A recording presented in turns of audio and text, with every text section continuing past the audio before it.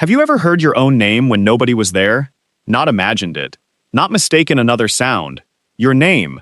Clear enough to make you stop walking. Across Europe, stories about haunted forests have existed for centuries. Most are dismissed as legends. They speak of hidden spirits, lost travelers, and voices that lure people away from safe paths. Nearly every culture has its own version. Most people laugh at them, until they hear the voice.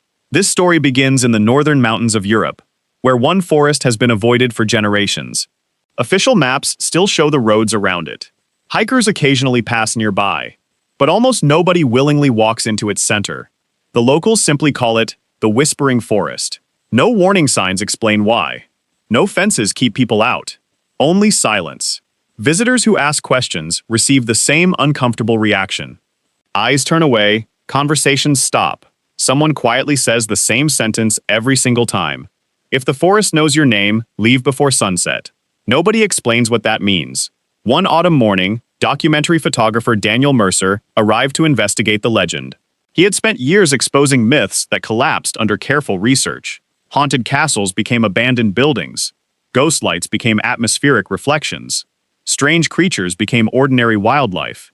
He believed every mystery had an explanation. The Whispering Forest would be no different. His cameras were ready. His drone batteries were fully charged. Audio recorders waited inside his backpack. GPS trackers continuously logged his position. Everything was prepared. At exactly 9:17 in the morning, Daniel stepped beneath the first line of ancient pine trees. The air changed immediately. Outside, a light wind had filled the valley. Inside, complete stillness. Not a single branch moved. Even the birds had disappeared. His microphone captured only his footsteps across damp leaves. Daniel smiled into the camera. This is already perfect. The silence alone explains why people become uncomfortable. He continued deeper. The trees became taller. Their trunks twisted into impossible shapes that blocked much of the sunlight. Within minutes, daylight looked like late evening. His GPS briefly lost signal, then returned, then disappeared again. Daniel blamed the dense forest canopy. He continued walking. Around noon, he reached an old stone marker nearly buried beneath moss. No writing remained visible, only strange carved grooves worn smooth by centuries of rain. Nearby stood the remains of what may once have been a narrow trail. It ended abruptly, almost as if nature had erased it. Daniel unpacked one audio recorder and placed it beside the stone marker. If local stories mention strange sounds, he said, let's see what the microphones find. He left the recorder running, then walked another 100 meters into the forest. Nothing happened. Minutes passed. The silence became heavier, not peaceful. Watching, Daniel stopped to photograph an unusually large pine tree. As he adjusted the camera lens, someone whispered behind him. Daniel. He froze. The voice had been soft, calm, almost gentle. It sounded close enough to be standing just behind his shoulder. He turned instantly. Nobody. Only endless rows of dark trees. He called out, "Hello?" No answer. He checked the ground. No footprints. No broken branches. Nothing. Daniel laughed nervously. Probably another hiker. Sound travels strangely in forests. He convinced himself that was the answer. Still, something felt wrong. He continued walking. 10 minutes later, the whisper returned, this time from somewhere ahead. Daniel, longer, slower, almost inviting. Every hair on his arms stood upright. He raised the camera toward the trees. Nothing moved. No birds, no animals, no people. Only darkness between the trunks. Then complete silence again. Daniel spoke quietly into the camera. I don't know who that is, but someone knows my name. He searched for nearly 20 minutes. There was nobody. Finally, he returned to collect the audio recorder left beside the stone marker. Back at his campsite that evening, Daniel reviewed the recording. For almost 3 hours, only silence, leaves, occasional distant creaks from old branches. Then, exactly at 12:43 p.m., a whisper appeared on the recording. Clear, undeniable, one single word. Daniel. The terrifying part wasn't the voice. It was what happened immediately afterward. The recorder captured Daniel answering, 5 seconds, before anyone had whispered his name.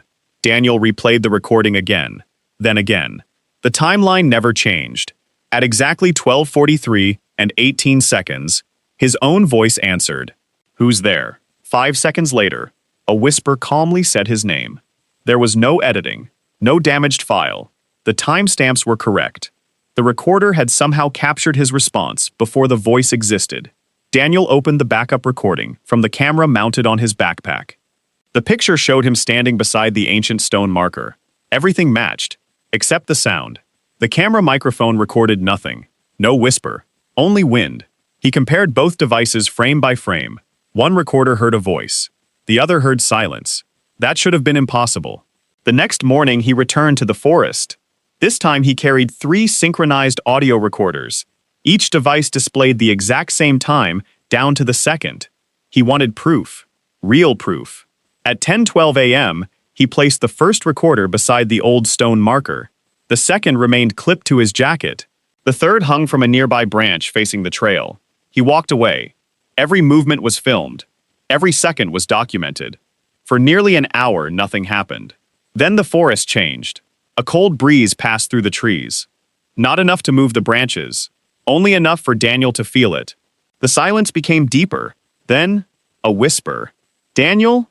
He spun around. Nobody. His camera recorded only empty forest. He refused to panic. Instead, he marked the exact location with bright orange tape and continued deeper. About 30 minutes later, he discovered something unexpected. An old ranger cabin. Collapsed. Half swallowed by roots. The roof had fallen years earlier. Inside, rusted shelves leaned against cracked walls. Most of the furniture had rotted away, but beneath broken floorboards lay a small metal box. It had survived. The lock had long since rusted open. Inside rested several notebooks wrapped in oilcloth. Forest Ranger journals. The earliest entry was dated more than 60 years ago. Daniel carefully turned the brittle pages. Most entries described ordinary patrols. Weather, wildlife, tourists. Then everything changed. One sentence appeared again and again. They heard their names. Different handwriting. Different years. Same sentence. Another page listed missing hikers. Beside nearly every name, someone had written one word. Whispered. The final journal belonged to Ranger Elias Werner. His last completed entry read, "Voices now know my family's names. I never told anyone about them. If this journal is found, do not answer when the forest speaks." The remaining pages were blank. There was no record of what happened to Ranger Werner. Daniel searched government archives later that afternoon in the nearest town. No death certificate. No retirement record. No explanation. It was as if the ranger had simply disappeared. When Daniel mentioned the journals to an elderly librarian, her expression changed instantly. She quietly stood up, locked the archive room door, then asked one question. "Did it already say your name?" Daniel didn't answer. He didn't need to. The woman slowly nodded. "My grandfather heard it too. He came home, but he was never alone again." Before Daniel could ask what she meant, the librarian refused to speak another word. That evening, he reviewed the 3 audio recorders from the second expedition. Recorder 1 captured the whisper. Recorder 2 captured nothing. Recorder 3 recorded something far worse. Not one voice. Dozens. Layered together. Too faint to understand. Until he slowed the recording. Hidden beneath the whispers. The voices were repeating names. Hundreds of them. One after another. And the final name on the recording had not belonged to Daniel. It belonged to Ranger Elias Werner, the man who had vanished 60 years earlier. Daniel barely slept. The voices from the third recorder continued playing inside his mind. He isolated the final whisper. Elias Werner. The pronunciation was perfect. Not distorted. Not random noise. It sounded like someone quietly reading a name from a list. By sunrise, Daniel made a decision. He would return one more time. This visit would be different. No assumptions. No shortcuts. Only evidence. He contacted 2 experienced investigators. Audio engineer Sarah Klein specialized in recovering damaged recordings. Surveyor Michael Bauer had spent 20 years mapping remote forests. Neither believed in ghosts. Both agreed to help. They arrived before noon. Daniel explained everything. The recordings, the journals, the missing ranger. Neither looked convinced. Sarah smiled politely.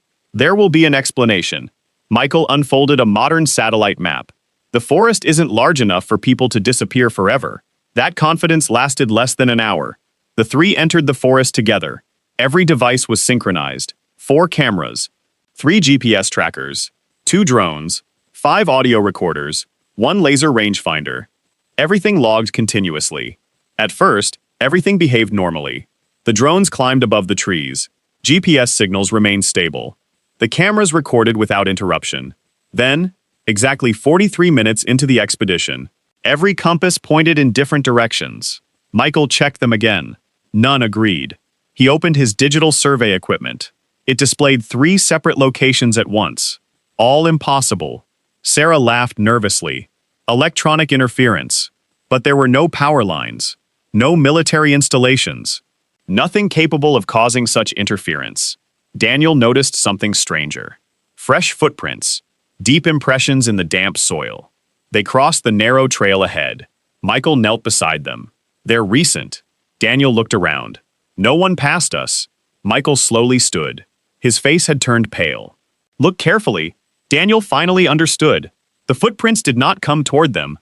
They did not move away from them. Every print faced the same direction they were walking, as though someone had started walking several meters ahead, without ever arriving there. There were no first footprints. No beginning. The trail simply started. Sarah photographed every step. The strange trail continued for nearly 200 meters, then ended just as suddenly. No final footprint, no turn, no sign that anyone had left. The person had simply vanished. No one spoke. They continued deeper. Minutes later, Drone 1 suddenly lost signal. Daniel restarted the controller. Nothing.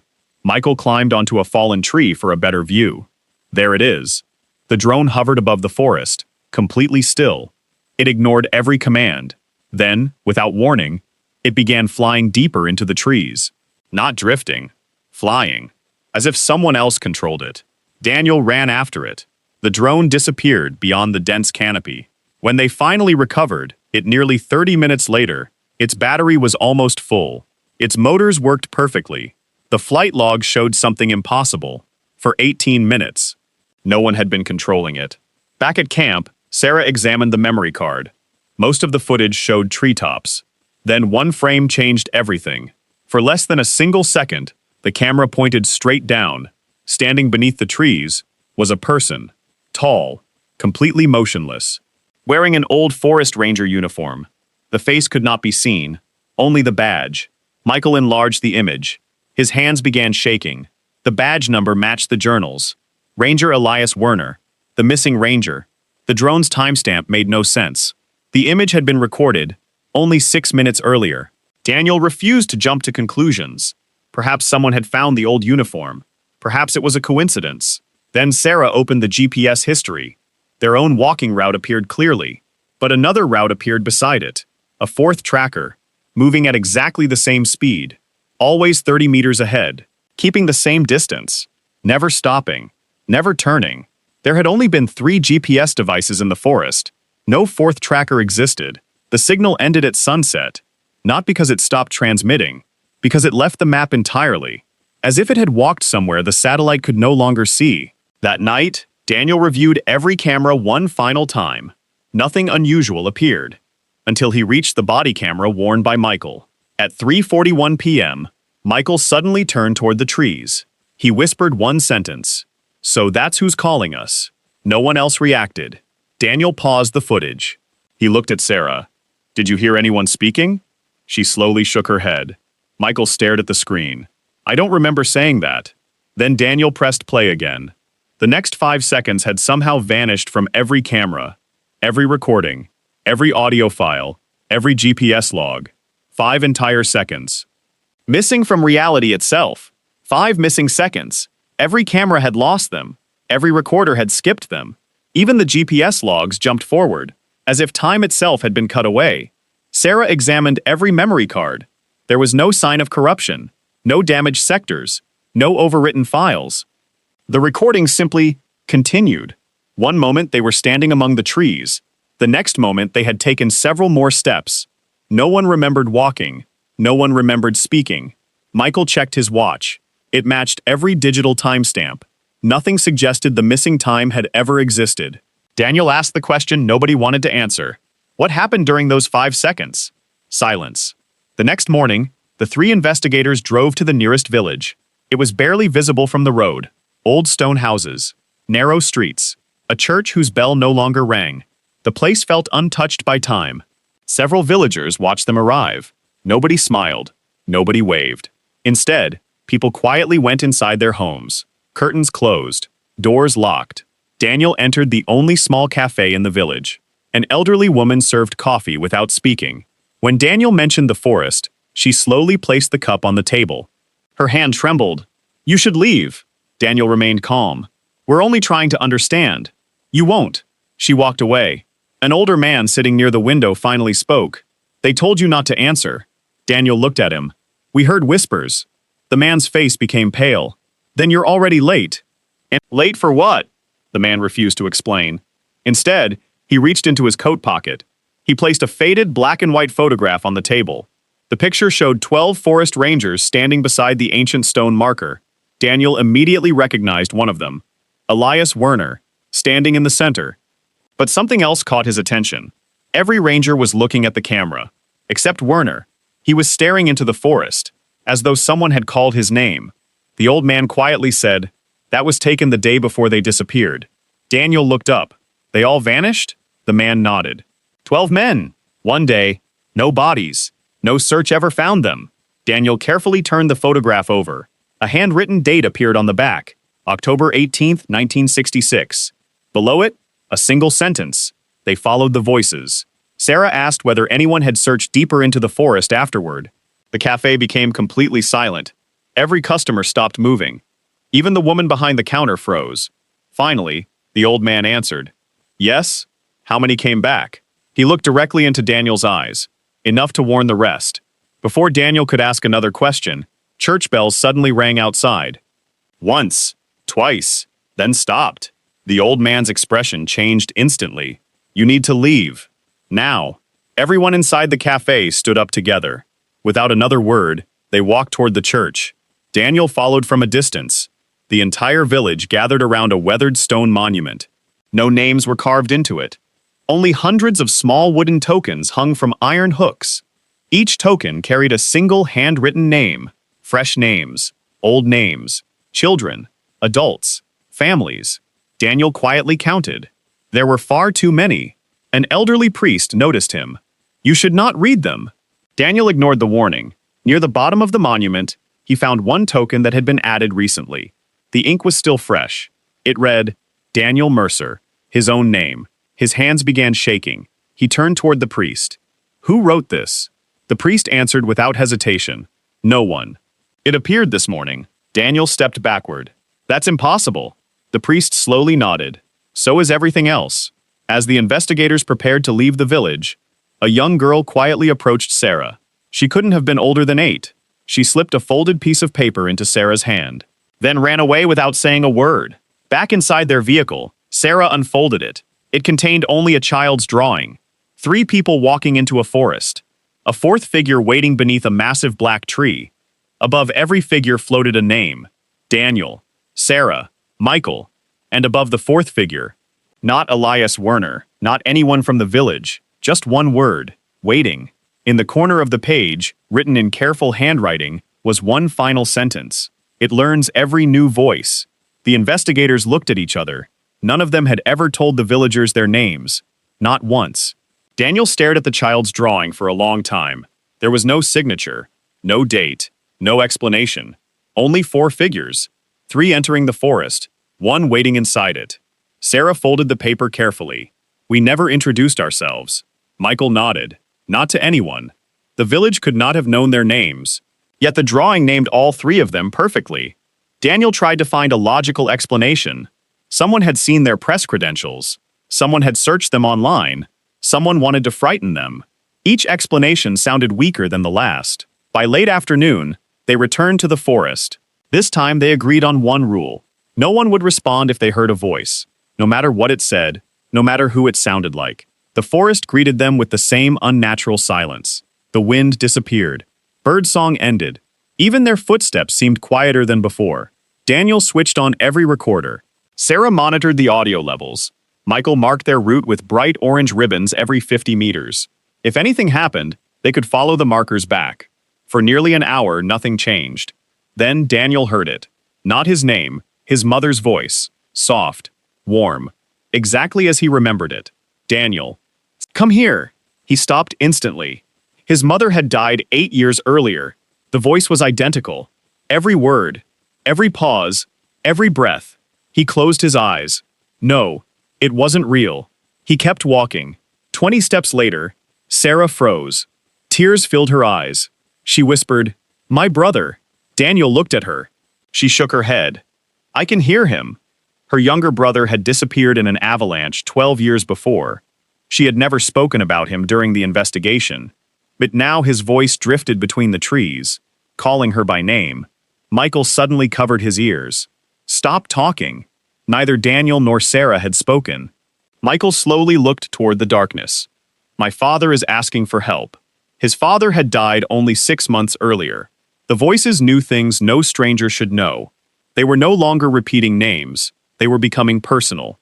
Daniel forced everyone to continue walking. No one answered. No one followed the voices. The whispers became louder, closer, almost walking beside them. Some came from behind, others from above. One seemed to come from directly beneath the ground. Sarah checked the audio monitor. Every microphone showed complete silence. The equipment recorded nothing. Only the investigators could hear the voices. Then Daniel noticed something ahead. One of Michael's orange ribbons. It hung from a tree, but it shouldn't have been there. They had not reached that marker yet. Michael checked his map. According to his notes, the ribbon should still be nearly half a kilometer ahead. Someone had moved it. Or, something had. The deeper they walked, the more impossible it became. Every orange ribbon had been retied higher on the trees, nearly 4 meters above the ground, far beyond anyone's reach. None showed signs of climbing. None of the knots had changed. It was as if the trees themselves had lifted them. The light began fading, much earlier than sunset. Daniel checked his watch. Only 4:18 p.m. There should have been hours of daylight left. Instead, the forest looked almost black. Sarah suddenly pointed toward the trees. There, a figure stood between 2 enormous pines, tall, perfectly still. Watching them, Daniel raised his camera. The figure vanished. No movement, no footsteps. Simply, gone. He ran to the spot. Nothing. Only damp earth. Then he noticed fresh footprints. Not one set. Hundreds. All surrounding the place where the figure had stood. Every footprint pointed inward. As if countless people had gathered in a circle, facing the same empty space. None pointed away. No one had ever left. Michael quietly measured one print. It matched the size of Ranger Elias Werner's old service boots. Another matched a child's shoe. Another belonged to someone barefoot. Dozens of different people, different ages, different decades, frozen together. Sarah's recorder suddenly emitted a loud burst of static. For the first time since entering the forest, it captured voices. Not one, not dozens, hundreds, layered together so tightly they sounded like a single breath. Sarah isolated the strongest voice. The 3 investigators leaned closer. The recording whispered only 7 words. We remember everyone who ever answered. Then the battery died. Every recorder, every camera, every flashlight, all at the exact same second. The forest fell into complete darkness. And somewhere ahead, a single light slowly appeared between the trees. The light did not move. It hovered between the trees. Small, pale, steady. No lantern, no flashlight. Just a cold white glow floating in the darkness. None of them spoke. Every electronic device was dead. Fresh batteries, fully charged only minutes earlier, now completely empty. Daniel reached for a spare flashlight. Nothing. Michael tried another GPS unit. No response. Sarah checked the emergency radio. Silence. The forest had switched everything off. The strange light drifted deeper into the trees. Not quickly, almost patiently, as if waiting for them to follow. We leave, Daniel whispered. No one argued. They turned toward the nearest orange ribbon. It was gone. Then the next one. Gone. Every trail marker had disappeared. Michael unfolded his paper map. His expression changed. I don't understand. The map was blank. The roads, the rivers, the contour lines. Everything had vanished. Only plain white paper remained. Then they heard footsteps. Slow, heavy, crunch, crunch, crunch. Not behind them, circling them. One complete circle, then another. Always just beyond the trees. Never close enough to see. Daniel counted. One set of footsteps. One walker. But the sound came from every direction. Sarah gripped his arm. Listen. The whispers had stopped. The forest was completely silent again. That frightened her more. Without warning, the pale light flared brighter. The darkness around it seemed to pull away. Revealing an enormous clearing, the investigators stepped forward. None of them remembered deciding to move. In the center stood an ancient black tree. It was unlike every other tree in the forest. Its bark looked almost like burned stone. Its branches stretched outward in impossible shapes. No leaves, no moss. No signs of life. Around it stood 12 weathered stone pillars.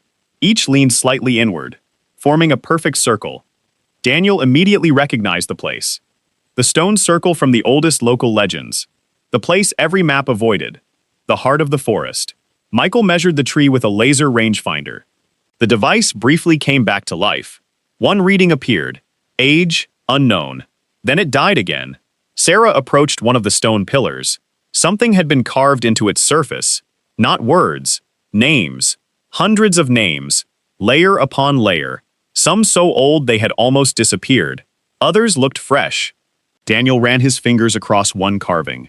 Elias Werner. Below it, another name. Daniel Mercer. His hand snapped away. No. He had never touched these stones before. His name could not already be there. Michael examined another pillar. His own name. Sarah found hers. Each carving looked ancient. Not newly cut, as though the names had existed for years. A cold wind suddenly rose from beneath the tree, not through its branches, from beneath its roots. The ground vibrated gently. Daniel knelt beside the trunk. A narrow opening had formed between massive roots. Stone steps descended into complete darkness. Someone had built them, long before the forest existed. Sarah pointed her flashlight into the opening. The batteries were dead, yet the beam switched on by itself, for only 3 seconds. Long enough to reveal walls covered with thousands of handprints. Large hands, small hands, children, adults. Every print faced upward, as though people below had reached toward the surface. Then the light vanished again. Michael stepped backward. The tree isn't growing here. Daniel looked at him. Michael pointed toward the roots. They're growing. Around something. Before anyone could answer, a deep sound echoed beneath their feet. Not an animal. Not machinery. A single heartbeat. Slow, powerful, ancient. The ground shook again. Dust drifted from the stone steps. Then another heartbeat. Closer. Stronger. The whispers returned. Not around them. From below. Thousands of voices speaking together. Not calling names anymore. Repeating the same sentence. It's waking up. Daniel raised his camera one last time. For the first time since entering the forest, the screen came alive. It showed the 3 investigators standing before the black tree. Then the image slowly changed, without anyone moving. A 4th person appeared beside them, wearing an old forest ranger uniform, head lowered, face hidden, standing perfectly still. The camera identified the figure automatically. Subject recognized, Elias Werner. Then, beneath the identification, a second line appeared. Status, still present. The camera screen went black. Daniel stared at the final message. Status, still present. No camera should have been capable of identifying a man who had disappeared 60 years earlier, especially one with no facial image. Sarah removed the memory card. She inserted it into another camera. The message was gone. The recording showed only the 3 investigators. No 4th figure. No ranger. No warning. Daniel checked the original camera again.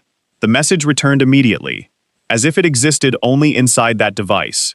No one touched the stone steps. Not yet.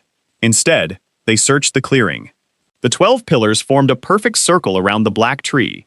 Each pillar carried names. But Daniel noticed something else. Beneath the names were small symbols. The same 12 symbols repeated over and over. A sun, a moon, a crown, a raven, a key, a flame, and 6 others no one recognized. Michael photographed every carving. Back at camp, Sarah compared the symbols with historical records downloaded before the expedition. One image matched. A manuscript copied from a monastery nearly 700 years ago. The original had been destroyed in a fire. Only fragments survived. One illustration showed 12 stone pillars surrounding a black tree. Exactly like the clearing. Below the drawing was a single sentence, Translated from medieval Latin, "Do not let the listener wake." Daniel searched further. Another fragment described an annual ritual, not to summon something, to keep something asleep. 12 guardians from the nearby villages gathered every autumn. Each guardian stood beside one pillar until sunrise. No prayers, no sacrifices, only silence. If even one guardian answered the whispers, the ritual failed. The records ended abruptly. No explanation. No final chapter. Just blank pages. Michael found another reference hidden inside an old church archive. The ritual had stopped in the autumn of 1664. After that year, no guardian ever returned. The tradition simply vanished. Daniel spread the documents across the campsite table. So the villagers didn't protect themselves. They protected whatever is beneath the tree. Sarah looked toward the dark forest. And one year, they couldn't. That night, none of them entered their tents. They remained awake beside the dying fire. At exactly 2:17 a.m., every recorder switched on by itself. The batteries were still empty, yet red recording lights flashed. One by one, no one touched them. Then every speaker played the same sound. Children laughing, soft, distant, followed by footsteps. Then a familiar voice, Ranger Elias Werner. His words were clear. "If you're hearing this, the ritual has already failed." Daniel froze. The recording continued. "It doesn't kill people. It remembers them. It learns them. It becomes them." Heavy breathing filled the speaker. I answered. "I thought it was my wife." A long silence followed. Then Werner whispered something that made Sarah's face turn pale. "It cannot leave until someone opens the door." To a quote. The recording ended. Every device shut down again. The campfire suddenly burned bright blue. Just for a second. Then returned to normal. Michael slowly stood. He was staring toward the forest. Daniel followed his gaze. The pale light had returned, but it was no longer alone. Dozens of identical lights floated silently between the trees, watching the campsite, not moving closer, not moving away, just waiting. Daniel raised his binoculars. His hands began shaking. Every light was being carried, not by lanterns, not by people, tall, shadow-like figures, standing perfectly still among the trees. He counted. 12. Exactly 12. One beside each path leading toward the black tree. Then, all at once, every figure slowly lifted an empty hand and pointed toward the stone steps beneath the roots, as if inviting the investigators to finish something that had remained unfinished for more than 3 centuries. None of the shadow figures moved. They simply waited. Their pale lights remained perfectly still. Daniel lowered his binoculars. "We are not going down there." No one disagreed. Instead, Sarah suggested something they had not yet tried. "If this place affects us, it may not affect the environment." She removed a sealed weather sensor from her backpack. The device measured air pressure, temperature, humidity, magnetic fields, vibration, and infrasound. Unlike the cameras, it used an independent mechanical data logger. If something unusual was happening, it might leave physical evidence. They placed the sensor at the edge of the stone circle. Then they walked 50 meters away. Nothing happened. An hour later, they collected it. Back at camp, Sarah downloaded the data. For the first time since the investigation began, they had measurable evidence. At exactly the moment each whisper had been heard, the sensor recorded powerful bursts of infrasound, frequencies below the range of normal human hearing. Scientists have long known that infrasound can produce feelings of fear, panic, dizziness, and even the sensation that someone is standing nearby. It could explain the overwhelming dread. It could even explain why different people believed they heard familiar voices. But it could not explain everything. The data also showed sudden drops in air temperature of nearly 12 degrees, localized magnetic spikes, tiny ground vibrations, all occurring together. No known natural process matched the pattern. Michael opened geological surveys of the region. The forest sat directly above an enormous network of underground limestone caves. Some passages stretched for kilometers beneath the mountains. Air moving through those chambers could generate unusual acoustic effects, echoes, resonance, whisper-like sounds. It was the strongest scientific explanation they had found. Daniel nodded slowly. So the caves create the voices. Sarah wasn't convinced. The caves might create sounds. They don't know our names. Silence filled the campsite. That question remained unanswered. The next morning, Daniel decided to inspect the stone steps, not to descend, only to document them. The 3 investigators approached the black tree once more. In daylight, the clearing looked different, less threatening, almost ordinary, until Daniel counted the stone pillars. There were 12. Michael looked around. There are 13. An entirely new pillar stood beside the entrance. Its stone looked untouched by weather, as though it had been placed there overnight. No carvings, no symbols, only a smooth surface. Daniel ran his hand across it. Letters slowly appeared beneath his fingertips. Not carved, emerging. One line at a time. The 13th Guardian Ben. His own name. Daniel stepped back so quickly he nearly fell. The letters disappeared. Sarah tried touching the stone. Nothing happened. Michael tried. Nothing. Only Daniel had seen the message. He refused to tell the others immediately. Instead, he secretly photographed the pillar. Later, when he reviewed the images, the pillar appeared completely blank.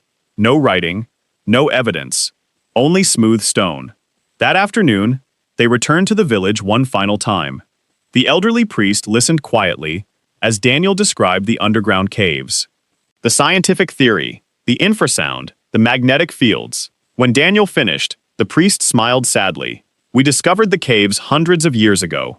Daniel looked surprised. You knew? We built the ritual because of them. Sarah frowned. Then why continue it? The priest's expression became serious. Because 1 year, the whispers continued. After the caves collapsed, no one spoke.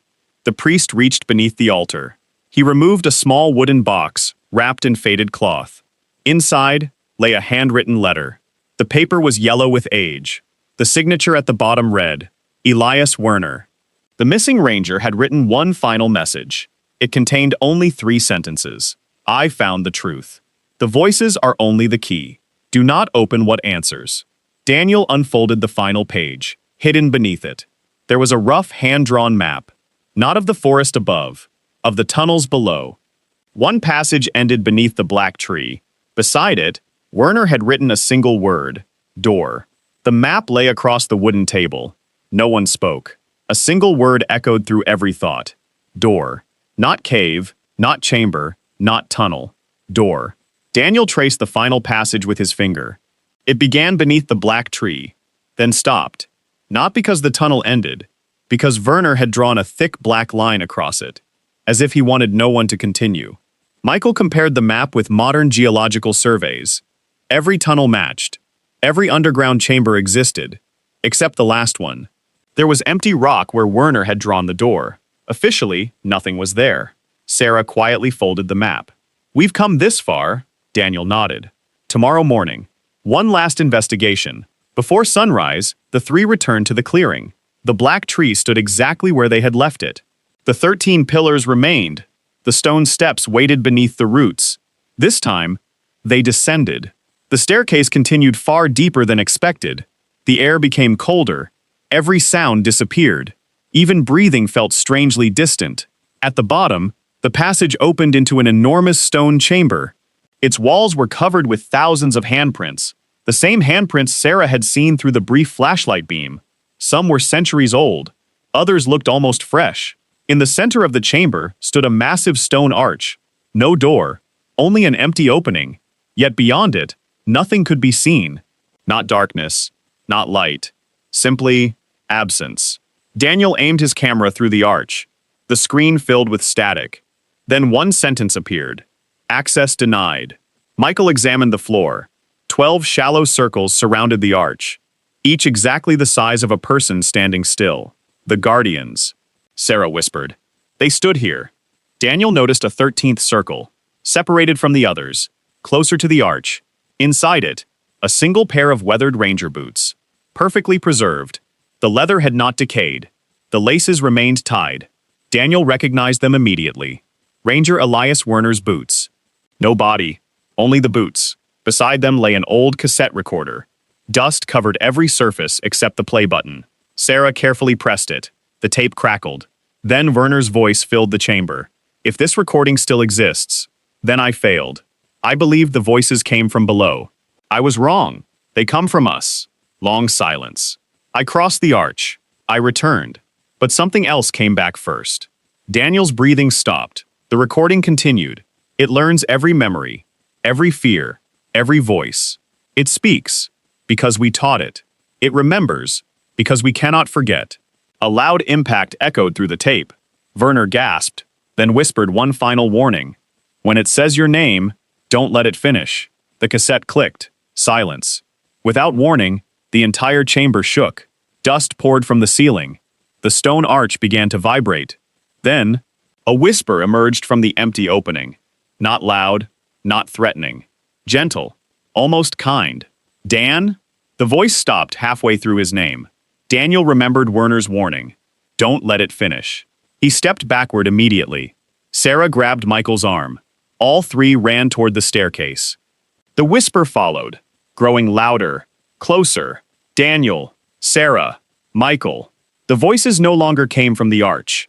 They came from behind them, then beside them, then inside the tunnel walls.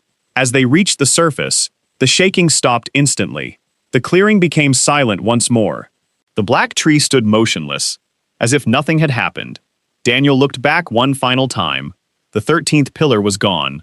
Only 12 remained, but carved into the trunk of the black tree, fresh enough to still glisten, were 3 new names: Daniel Mercer, Sarah Klein, Michael Bauer, and beneath them, one sentence that had never been there before: "See you again." The investigation officially ended 2 weeks later. Daniel, Sarah, and Michael handed over every recording, photograph, map, and journal they had collected. Independent audio experts confirmed that several recordings contained voices no one could identify. Geologists agreed that the underground cave system could create unusual echoes and low-frequency vibrations capable of affecting human perception. Psychologists suggested that stress, isolation, and expectation might have caused the investigators to interpret ordinary sounds as familiar voices. Each explanation answered part of the mystery. None explained all of it. The child who drew their names could never be identified. The villagers claimed they had never seen her before. The photograph of the 12 rangers was verified as authentic. Every man in the picture had disappeared within 24 hours. The official investigation from 1966 remained unsolved. No trace of Ranger Elias Werner was ever found. Only the old journals and the cassette recording remained. The Black Tree was visited again 6 months later by a government survey team. According to their report, the clearing did not exist. They found no stone circle, no ancient tree, no entrance beneath the roots. Only ordinary forest. Daniel returned alone, one final time. Not to investigate, only to say goodbye. He walked the same trail, passed the same stone marker, reached the place where the clearing should have been. Nothing, just endless pines. He stood there for several minutes, then quietly turned to leave. Halfway back to the road, his phone vibrated. It had no signal, yet a new voice message had appeared. No sender, no number. Duration, 11 seconds. Daniel never remembered pressing play. The recording began with silence. Then came slow footsteps across dry leaves, a faint breath, and a whisper. Not frightening, not angry, almost familiar. "Thank you for remembering us." The message ended. His phone immediately shut down. The battery had been fully charged. When it restarted several minutes later, the voice message no longer existed. Daniel never told Sarah or Michael. He retired from documentary filmmaking the following year. Neither of his colleagues ever entered another unexplored forest.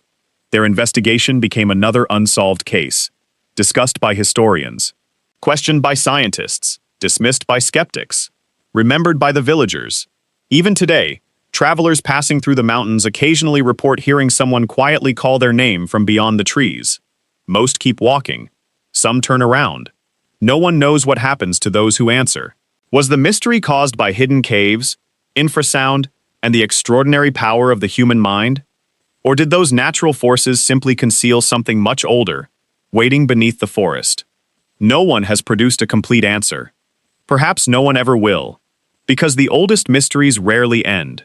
They simply wait for the next person willing to listen. And if you ever find yourself walking through a silent forest, and you hear your name spoken by a voice you know, don't answer immediately. First, ask yourself one question. How could the forest possibly know who you are?